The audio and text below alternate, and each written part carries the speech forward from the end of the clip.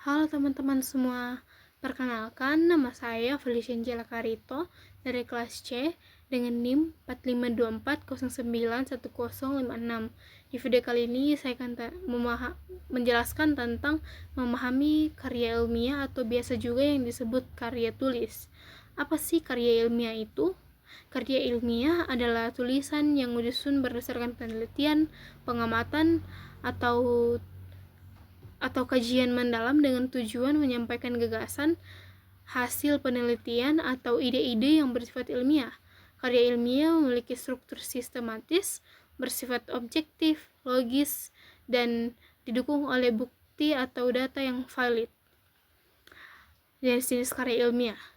Karya ilmiah dapat dibedakan berdasarkan tujuan, bentuk, dan tingkat kedalaman analisisnya. Berikut beberapa jenis karya ilmiah yang umum. Yang pertama, artikel ilmiah, tulisan yang singkat yang memaparkan hasil penelitian atau kajian dalam bidang tertentu. Tujuannya memberikan informasi spesifik tentang temuan baru atau pandangan dalam bidang keilmuan tertentu.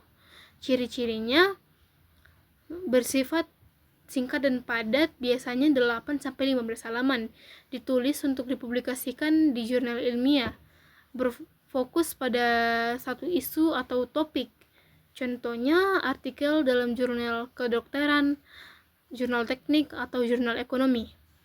Yang kedua, ada makalah, tulisan yang berisi pembahasan yang mendalam tentang suatu masalah berdasarkan kajian pustaka atau pemikiran logis.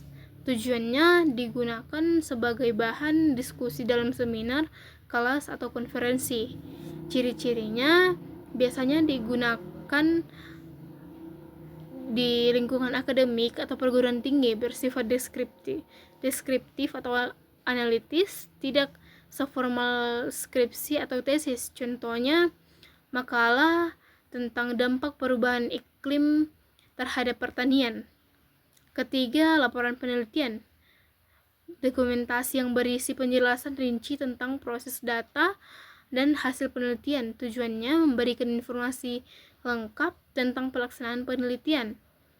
Ciri-cirinya menyajikan latar belakang, metodologi, hasil, dan kesimpulan. Format sistematis dan rinci. Contohnya seperti laporan hasil penelitian di laboratorium. Yang keempat, ada skripsi. Definisi karya ilmiah yang disusun oleh mahasiswa S1 sebagai syarat kelulusan.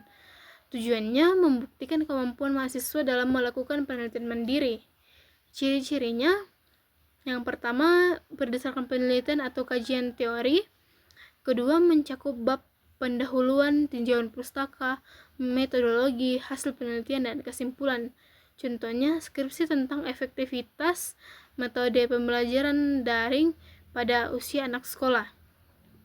Yang kelima, ada tesis, karya ilmiah yang disusun oleh mahasiswa S2 sebagai syarat untuk mendapatkan gelar magister.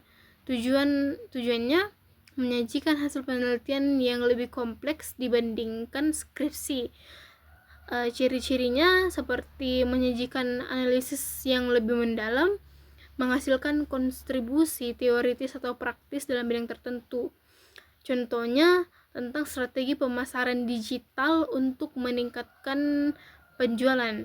Yang keenam, ada disertasi, karya ilmiah tingkat tinggi yang disusun oleh mahasiswa S3 sebagai syarat untuk meraih gelar doktor.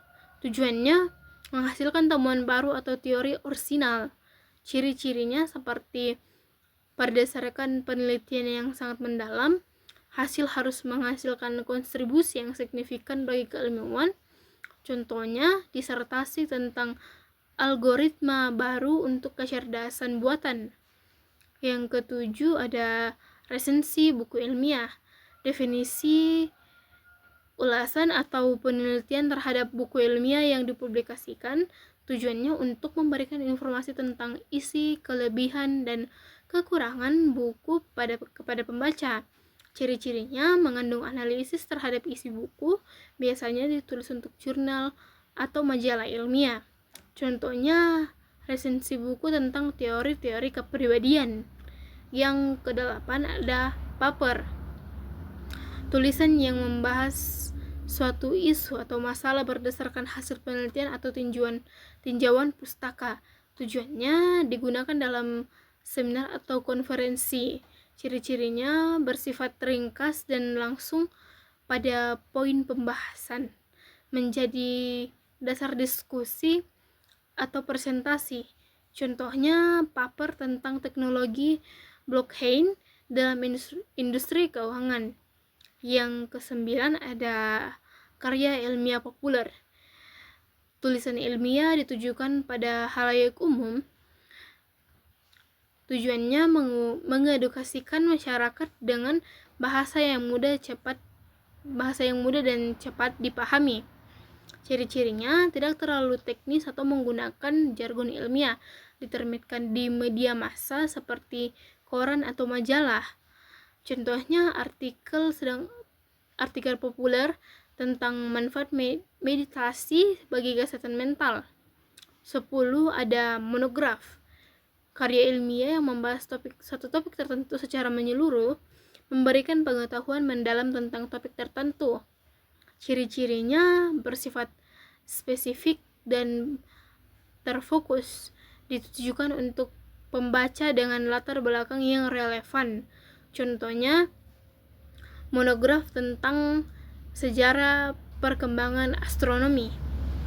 Adapun ciri-ciri karya ilmiah atau karya tulis, yang pertama itu sistematis, memiliki struktur yang jelas atau pendahuluan, isi, dan penutup.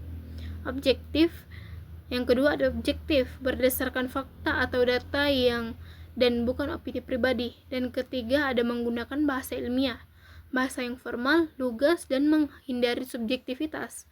Yang keempat, dilengkapi referensi, harus mencantumkan sumber data atau pustaka yang digunakan. Yang kelima ada berorientasi pada kebenaran,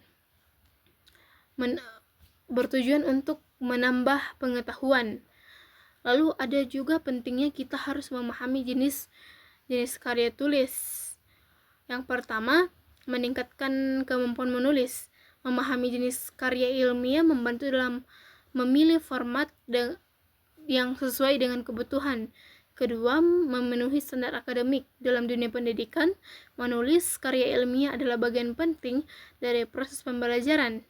Dan yang terakhir, memberikan kontribusi ilmu, karya yang membantu atau menyebarkan informasi atau temuan kepada masyarakat. Baiklah, itu saja pemaparan materi saya. Jika ada lebih dan kurangnya mohon dimaafkan. Sekian dan terima kasih.